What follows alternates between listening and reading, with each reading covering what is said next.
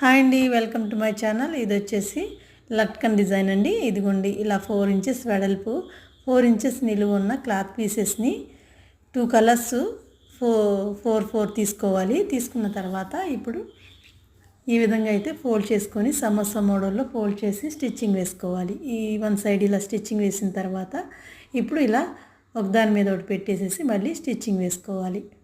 ఇలా కలర్స్ కనపడేటట్టుగా చూసి పెట్టేసి స్టిచ్చింగ్ వేసుకోవాలండి. ఈ విధంగా మళ్ళీ ఈ వచ్చిన ఖర్చు అంతా కూడా ఎక్స్ట్రా ఖర్చు కటింగ్ చేసేసుకోవాలి. ఈ విధంగా కట్ చేసిన తర్వాత మిడిల్లోకి థ్రెడ్ పెట్టుకొని మళ్ళీ స్టిచ్చింగ్ వేసుకోవాలి.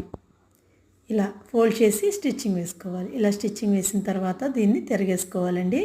ఇది నేను హాఫ్ పట్టు క్లాత్ తీసుకున్నానండి. అదైతే కొంచెం తిప్పేటప్పుడు చాలా కష్టంగా అనిపించింది.